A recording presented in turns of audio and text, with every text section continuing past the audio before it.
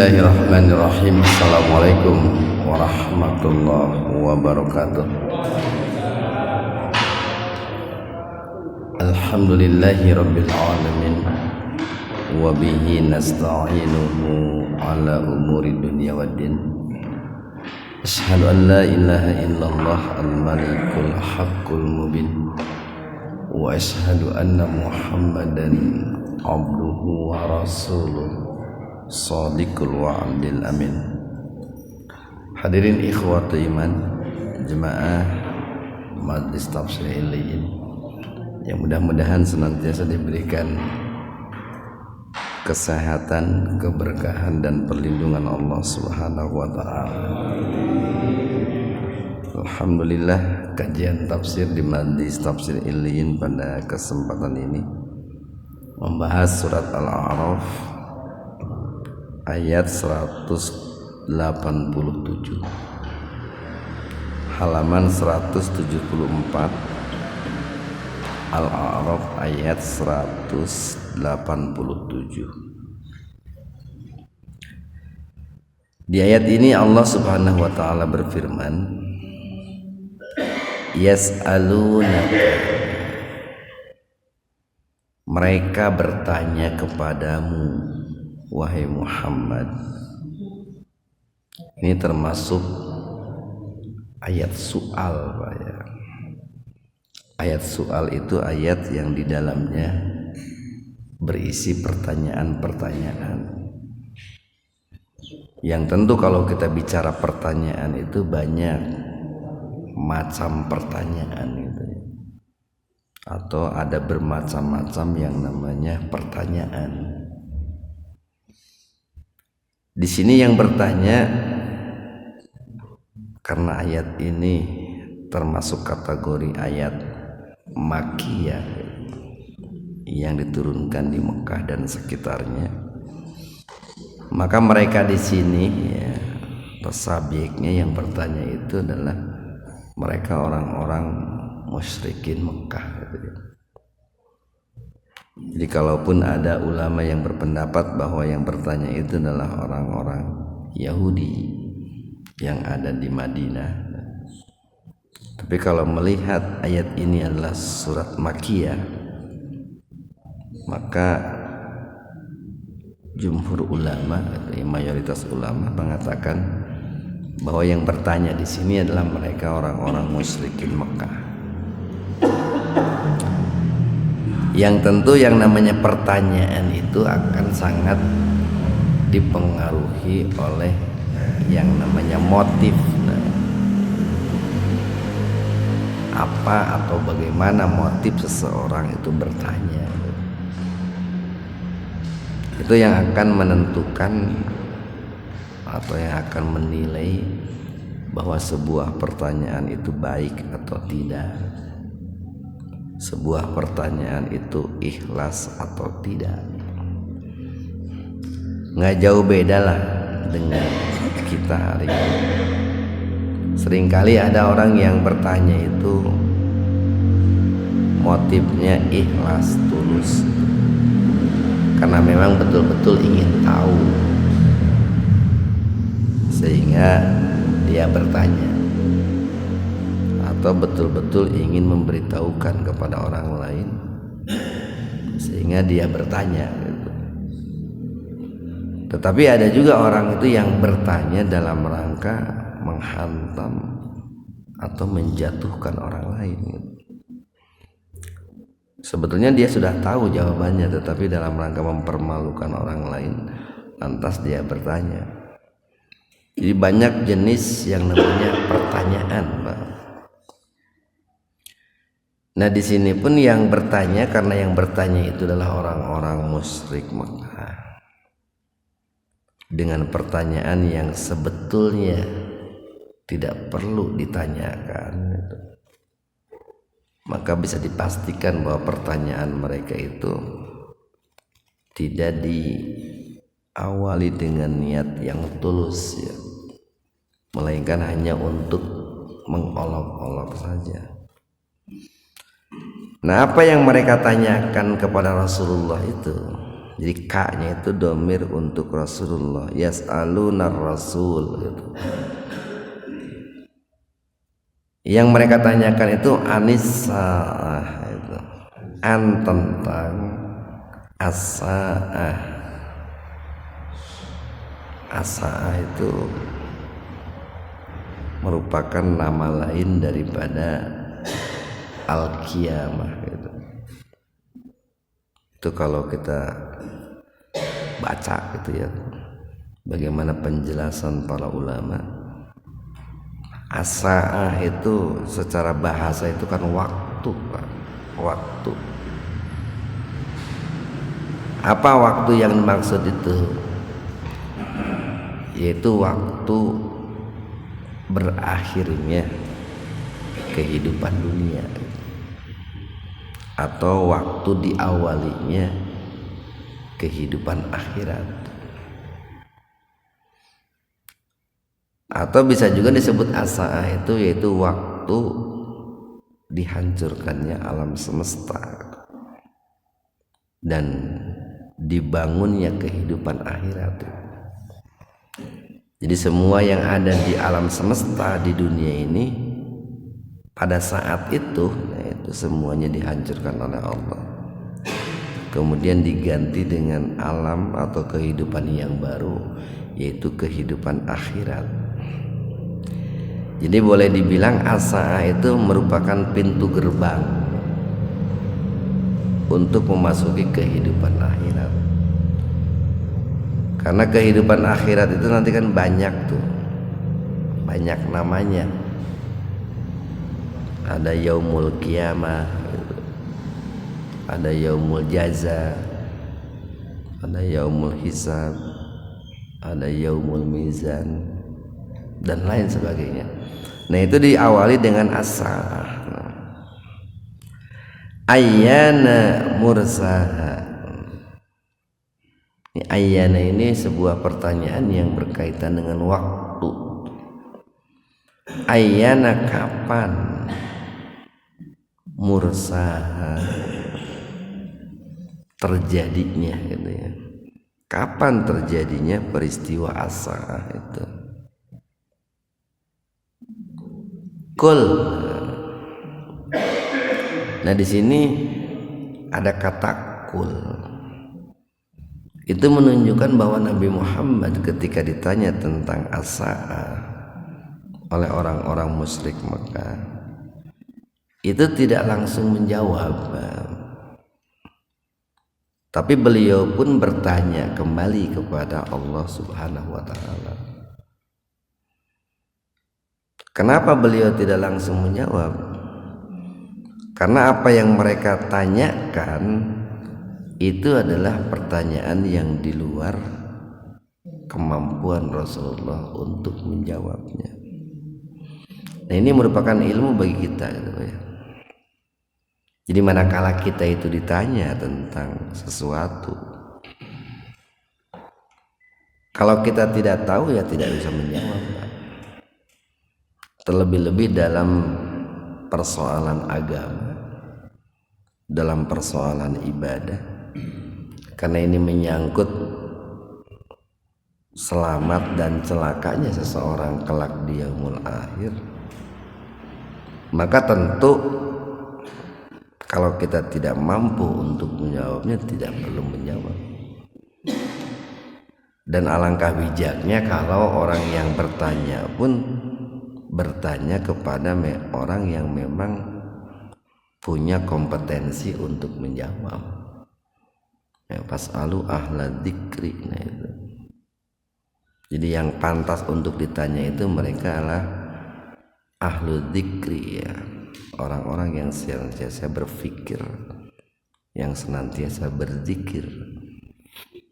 Fas'alu ahla dzikri in kuntum la ta'lamun kan begitu.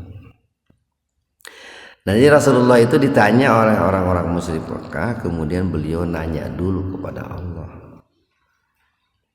Baru setelah beliau bertanya kepada Allah, Allah utus malaikat Jibril untuk memberikan jawaban atas apa yang ditanyakan oleh Rasulullah. Makanya muncul kata kul. Nah, jadi ini fi'il amr nih, katakan atau jawablah. Jadi Allah memerintahkan, mengutus Jibril untuk menemui Rasulullah sallallahu alaihi wasallam agar Rasulullah itu mengatakan, innama sesungguhnya hanyalah ilmuha, pengetahuan tentang as-sa'ah. Di hanya ini domir apa kata ganti untuk as-sa'ah, domir muannas ini. Di ilmuha itu maksudnya ilmu sa'ah inda Rabbi, itu berada di sisi Rabbku. Artinya bahwa Nabi Muhammad itu sekalipun beliau seorang nabi, itu tidak mengetahui kapan terjadinya peristiwa as-sa'ah itu. Nabi Muhammad itu tidak punya kapasitas untuk menjelaskan kapan terjadinya peristiwa as-sa'ah itu. La tidaklah yujalliha. Mungkin kita pernah mendengar ada istilah tajalli. Tajalli itu kan nampak, jelas gitu. Jadi tidak ada yang bisa menjelaskan dengan jelas, dengan terang benderang. Liwaktiha, akan waktunya, kapan peristiwa as-sa'ah itu terjadi, kapan berakhirnya kehidupan dunia, kapan dihancurkannya alam semesta. Illa, melainkan huwa. Huwa di sini merupakan domir munfasil, ya, kembali kepada Allah. Jadi illa huwa itu maksudnya illallah. Jadi jangankan selevel kita, selevel Nabi Muhammad pun tidak mengetahui kapan peristiwa as-sa'ah itu. Bahkan malaikat al-muqarrabin, ya, yang posisinya sangat dekat dengan Allah Subhanahu wa ta'ala, itu pun tidak mengetahui kapan peristiwa as-sa'ah. Jadi malaikat Israfil itu yang diberikan tugas untuk meniup sangkakala. Kan peristiwa as-sa'ah itu ditandai dengan tiupan sangkakala yang pertama itu, Pak. Kan ada 2 kali tiupan sangkakala. Tiupan sangkakala pertama itu terjadi peristiwa as-sa'ah. Kemudian tiupan sangkakala yang kedua itu terjadi peristiwa al-qiyamah.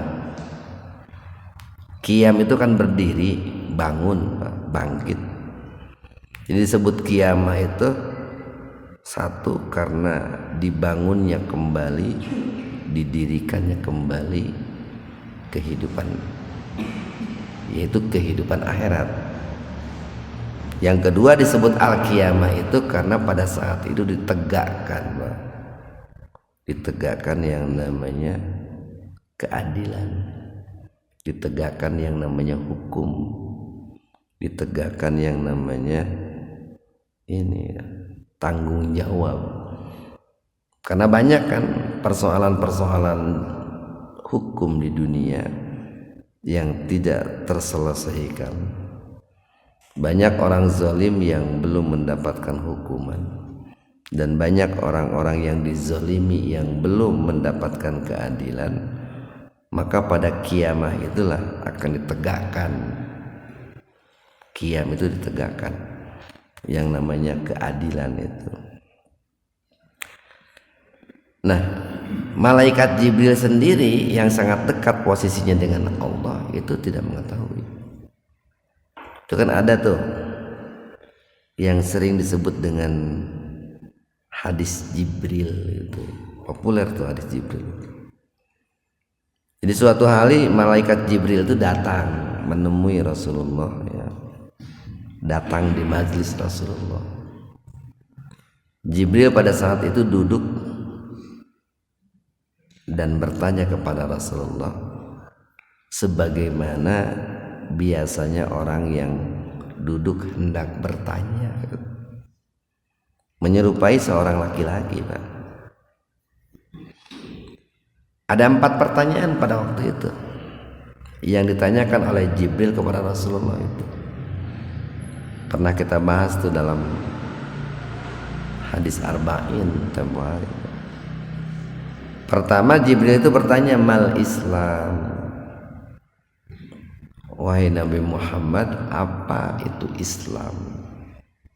Dijawab tuh oleh Nabi Muhammad itu, Islam itu engkau mengucapkan 2 kalimat syahadat, mendirikan sholat, menunaikan zakat, kemudian berpuasa, kemudian ibadah haji. Lalu Jibril berkata, sodakta, betul engkau Muhammad, tepat jawabanmu itu. Lalu Jibril bertanya lagi, mal iman? Apa yang dimaksud dengan iman? Nabi Muhammad pada saat itu pun menjawab lagi, iman itu pertama adalah iman kepada Allah, 2 kepada para malaikat Allah, 3 kepada kitab suci, 4 kepada Rasul, 5 kepada hari akhir, 6 kepada qada dan qadar. Lalu orang itu berkata, sodakta, betul. Para sahabat waktu itu kaget. Kenapa orang ini bertanya tapi setelah dijawab mengatakan betul. Kemudian yang ketiga, Jibril bertanya lagi, mal ihsan? Apa yang dimaksud dengan ihsan? Pada saat itu Rasulullah menjawab, ihsan itu anta'budallaha ka'annaka tarahu fa illam takun tarahu fa innahu yaraka. Engkau beribadah kepada Allah seolah-olah engkau melihat Allah. Dan jika engkau tidak mampu melihat Allah, maka yakinlah bahwa Allah melihat engkau. Orang itu menjawab lagi, sodakta, betul. Nah, lalu pertanyaan yang terakhir, yang keempat. Pada saat itu Jibril bertanya, as-sa'ah? Apa yang dimaksud dengan as-sa'ah? Kapan waktu terjadi as-sa'ah? Pada saat itu Rasulullah menjawabnya begini, as-sa'il a'lamu minal mas'ul. Yang bertanya itu lebih tahu, lebih mengerti daripada yang ditanya. Nah, dari situlah ketahuan bahwa Rasulullah mengetahui bahwa yang bertanya ini bukan manusia, melainkan Jibril, hendak mengajarkan kepada para sahabat 1 Islam, 2 iman, 3 ihsan. Termasuk mengajarkan kepada para sahabat bahwa tidak ada seorang pun, baik dari kalangan Nabi dan Rasul ataupun dari kalangan para malaikat, yang mengetahui tentang peristiwa as-sa'ah. Jadi Jibril sendiri tidak tahu, Pak. Apalagi malaikat yang lain. Rasulullah sendiri tidak tahu, apalagi Nabi dan Rasul yang lain, terlebih-lebih kita. Kita lanjutkan nih. Sakulat, sakil itu berat. Pamay ya'mal misqala dzarratin. Sakulat amat berat.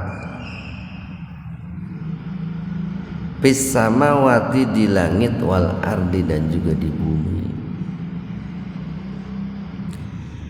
Di sini tidak disebutkan apa yang beratnya itu atau siapa yang berat itu. Maka tidak heran kalau di sini ada ragam penafsiran. Ada yang menafsirkan bahwa sakulat fis samawati wal ardi itu jadi amat berat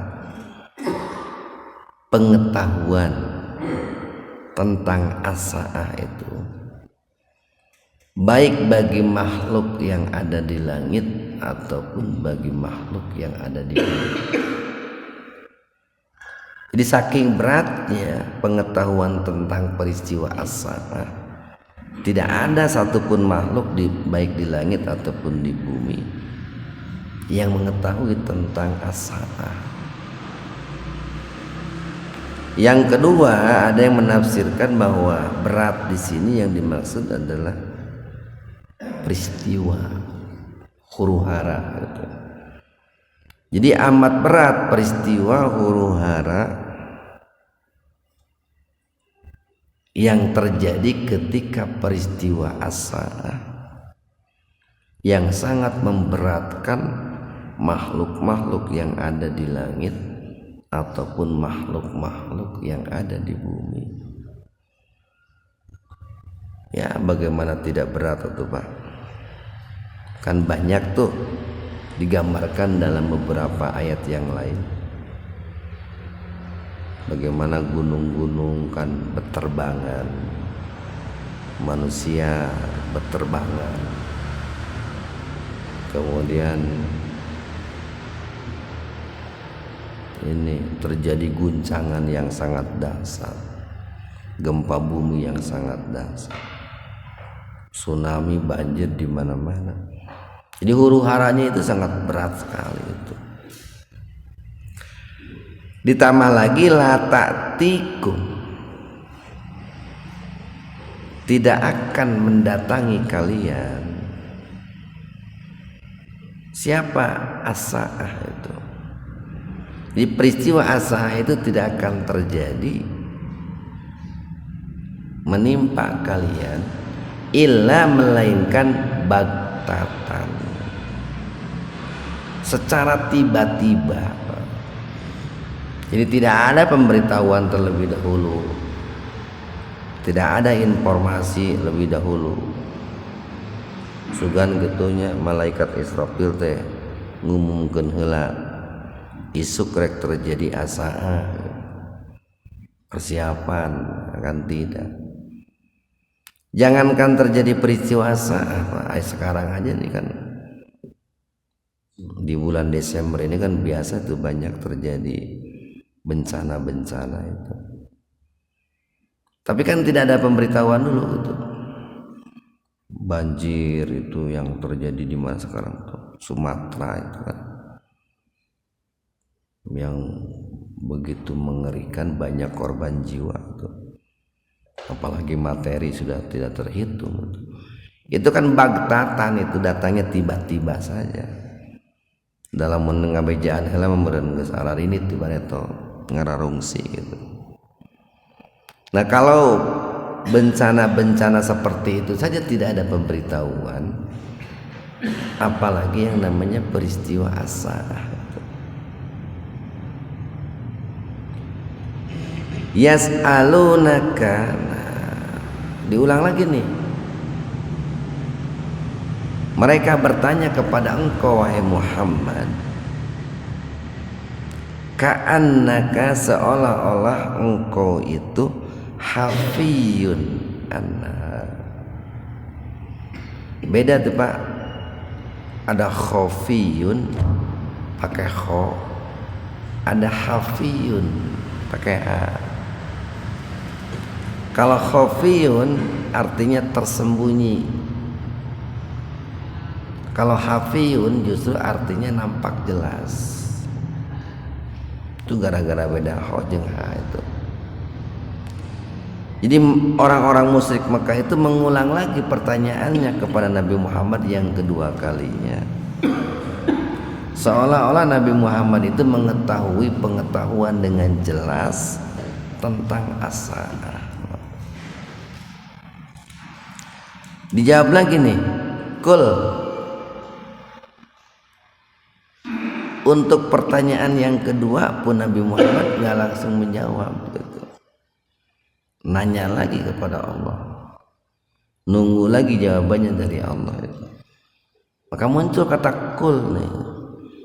Kul, katakanlah, innama, sesungguhnya hanyalah ilmuha, maksudnya ilmu sa'ah, pengetahuan tentang asa itu, indallahi, di sisi Allah. Jadi kalau hari ini ada orang yang mengatakan tahu gitu ya kapan terjadinya peristiwa sa'ah, bohong atau apa. Nabi Muhammad saja tidak tahu gitu, apalagi manusia biasa. Cuman Allah itu memberikan asrat ya. Allah itu memberikan pengetahuan kepada Rasulullah. Lalu Rasulullah memberikan informasi kepada kita tentang tanda-tandanya gitu ya. Jadi min asratis sa'ah itu, tanda-tanda terjadinya peristiwa sa'ah atau alamatus sa'ah. Ada alamat sugro, ada alamat kubro, kan begitu. Jadi ada tanda-tanda yang kecil gitu akan dekatnya peristiwa sa'ah. Ada tanda-tanda yang besar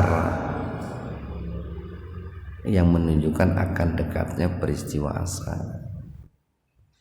Mungkin kalau saat ini bukan hanya tanda-tanda yang kecil, Pak. Tanda-tanda yang besar yang menunjukkan akan dekatnya peristiwa sa'ah itu sudah sering ditampakkan oleh Allah kepada kita. Dan yang pasti yang namanya peristiwa sa'ah itu dekat, Pak, dekat. Itu dalam surat apa tuh? Iqtarabatis sa'ah itu. Di iqtarabatis sa'ah.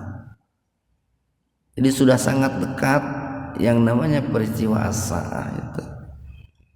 Dan itu diucapkan oleh Rasulullah, atau Rasulullah menerima wahyu iqtarabatis sa'ah itu kan dulu 1500 tahun yang lalu. Jadi kalau 1500 tahun yang lalu sudah dikabarkan iqtarabatis sa'ah, peristiwa asa itu sudah sangat dekat, apalagi sekarang. Banyak ulama yang menjelaskan dikatakan sudah sangat dekat itu karena peristiwa asa itu adalah peristiwa yang pasti bakal terjadi. Sesuatu yang pasti itu dekat, Pak. Sesuatu yang pasti itu dekat. Kematian itu pasti, maka kematian itu dekat, Pak. Begitu pula as-sa'ah itu pasti, maka dikarenakan pasti itu dekat. Karena kita ini sedang berjalan menuju sesuatu yang pasti. Kita sedang berjalan menuju kematian, sedang berjalan menuju peristiwa as-sa'ah. Walakin ini harful ataf nih, Pak. Kata sambung. Tetapi lakin itu merupakan kata sambung yang fungsinya untuk koreksi gitu, Pak. Untuk koreksi. Apa yang dikoreksi itu? Tadi banyak manusia yang orang-orang Quraisy yang bertanya tentang peristiwa as-sa'ah, yang sebetulnya pertanyaan seperti itu dengan motif seperti itu tidak mesti mereka tanyakan. Maka tuh muncul koreksi, Pak. Walakinna aksaron nasi la ya'lam. Akan tetapi kebanyakan manusia itu tidak mengetahui. Satu ayat lagi, 188. Kul, katakanlah. Nabi Muhammad disuruh kul lagi, Pak. Wahai Muhammad, katakanlah. La amliku, aku tidak memiliki. Di sini banyak yang menyisipkan kata kemampuan. Aku tidak memiliki kemampuan. Aku di sini Nabi Muhammad, Pak. Jadi kata Nabi Muhammad, saya ini tidak memiliki kemampuan. Li untuk nafsi diriku, naf'an manfaat. Maksudnya begini nih, katakan oleh wahai Muhammad. Lalu Nabi Muhammad itu mengatakan, apa yang beliau katakan? Saya ini tidak punya kemampuan untuk mendatangkan manfaat. Dalam arti manfaat yang sifatnya duniawi, Pak. Wala, dan tidak pula dorro. Aku pun tidak punya kemampuan untuk menolak madarat.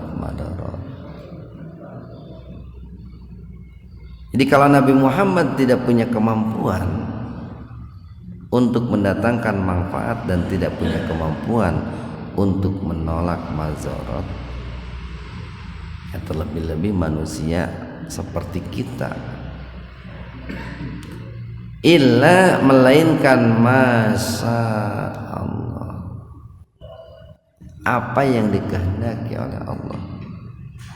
Jadi Nabi Muhammad itu baru punya kemampuan untuk mendatangkan manfaat dan menolak madarat itu dalam hal-hal yang memang dikehendaki dan diizinkan oleh Allah. Nah ini sekaligus nih, ayat ini atau kalimat ini itu merupakan sebuah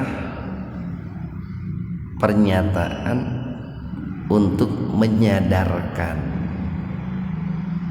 akan kebodohan-kebodohan yang dilakukan oleh sebagian orang, di mana mereka itu berdoa kepada Rasulullah Sallallahu Alaihi Wasallam. Kan sepintas begini, Pak, sepintas orang berdoa kepada Rasulullah itu seperti benar, Pak, seperti benar, seperti baik. Padahal itu sebuah kesalahan yang besar itu, Pak. Sebuah kebodohan yang besar. Seperti orang Nasrani berdoa kepada Nabi Isa gitu, Pak. Seperti orang Yahudi berdoa kepada Nabi Uzair. Hari ini banyak umat Islam yang berdoa kepada Nabi Muhammad. Siga alus, siga bener, tapi goreng jeung salah gitu, Pak. Goreng plus salah gitu. Geus mah goreng salah deh gitu. Itu kalau orang berdoa kepada Rasulullah. Mestinya Rasulullah itu didoakan gitu. Mestinya didoakan. Dan mungkin banyak yang belum paham. Itu kemarin kan kita bahas dalam hadis qudsi itu. Kita memang dianjurkan bersolawat kepada Rasulullah, tapi zaman kiwari loba pisan solawat teh, solawat anu ararane aya solawat saha gitu ya. Jadi solawat yang diajarkan oleh Nabi justru dilupakan. Ayeuna mah anu banyak dibacakeun teh solawat teh solawat karangan saha gitu. Ada solawat marwaniyah gitu. ada sholawat rudiwiyah gitu. Jadi sholawat karangan jelema manusia biasa ini mah. Padahal Nabi mah geus ngajarkeun sholawat teh simpel, padat, singkat.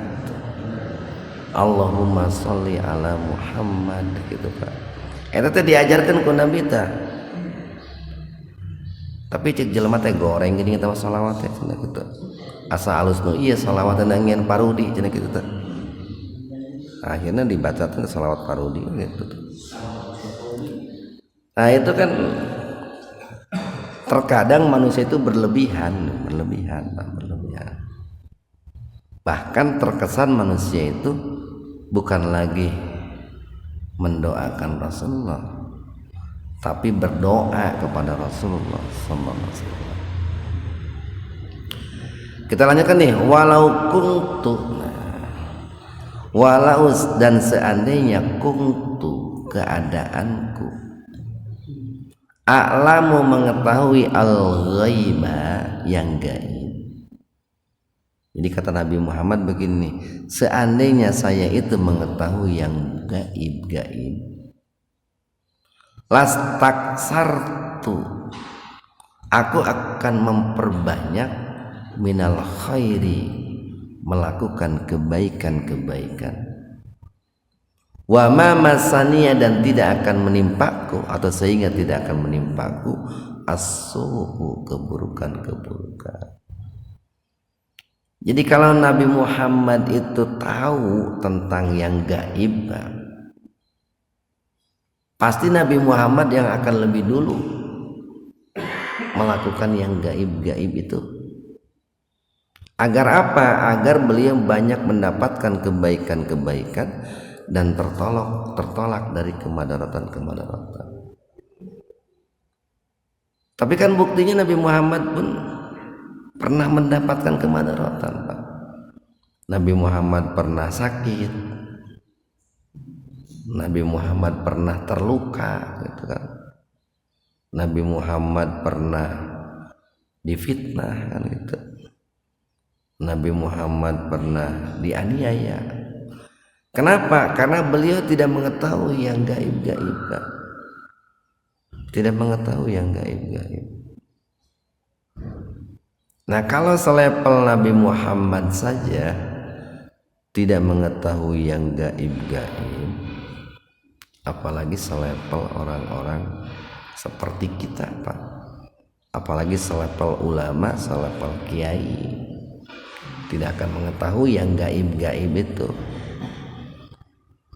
Nah kalau seandainya tahu mah yang gaib atau pada mual akan dibikin kabatur atau kusorangan lah gitu. Kan gitu. Keur sorangan, keur keluarga, keur anak incu lah. Gampang teuing batur kan gitu tak. Seperti ayeuna taruhlah ilmu pelet, ilmu santet. Kalau memang itu bisa gitu, Pak. Kalau bisa baheula atuh para ulama teu kudu capek-capek atuh Pak, perang ngalawan Belanda, nyala rumput di gunung di goa, di santetan we kabeh Belanda teh atuh. Enteng pan meureun kitu. Teu kudu teuing mawa bambu runcing disantet teh ti kajauhan atuh. Pararaeh meureun kitu tah. Tapi kan teu bisa tuh Pak. Teu bisa. Gitu tah. Atau tempo hari geuning saha tanu rame di urang teh atuh. Iya geuning. Anu make baju beureum teh saha teh. Nah, itu kan banyak tuh tukang-tukang santet, tukang teluh anu ngaramu gitu. Karena lahan pencarian mereka diusik teh. Lamun misalkan menyantet, tukang nyantet disantet teh si eta nu baju beureum teh tah. Tapi kan teu bisa eta, Pak.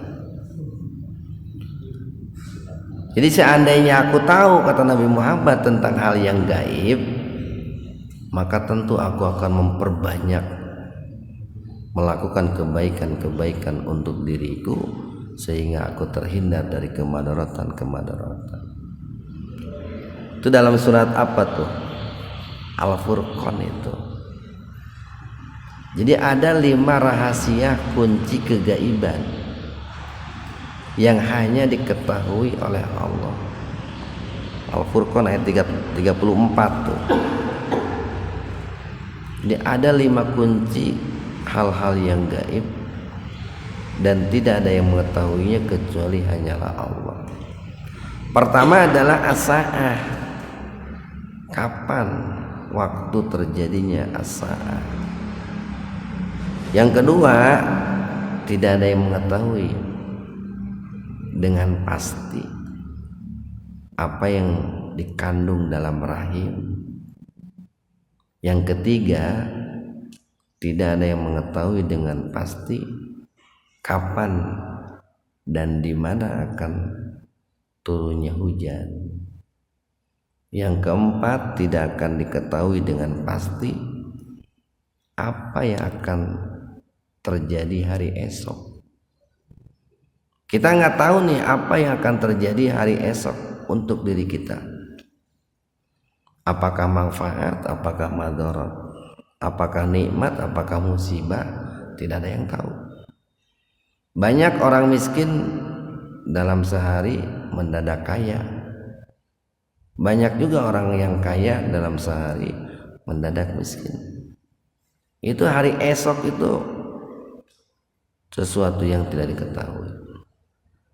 Dan yang kelima, tidak ada yang mengetahui kapan dan di mana kita itu mati, Pak. Kematian itu pasti, tapi kita tidak tahu waktu dan tempatnya. Itu Luqman ayat 34. Kita lanjutkan nih. In ana, nah, in tidaklah ana, aku ini.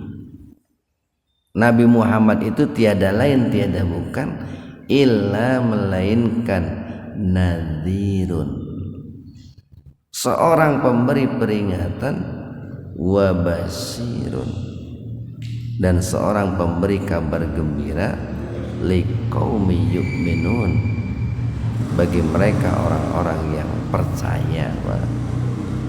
Nah ini pun harus diketahui juga, Pak. Kalau Nabi Muhammad itu posisinya sebagai basira wa nadhira,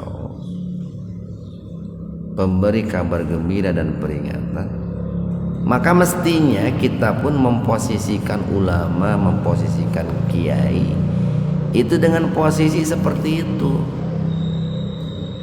Posisikanlah ulama itu sebagai basira wa nadhira.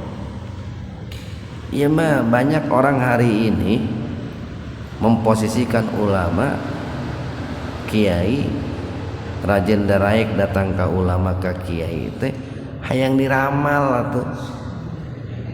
Rajin datang ke kiai hayang diramal gitu. Pugu Nabi Muhammad sendiri tidak bisa itu, Pak. Jadi datanglah kepada mereka itu untuk mendapatkan basiron dan mendapatkan nadiran, Pak.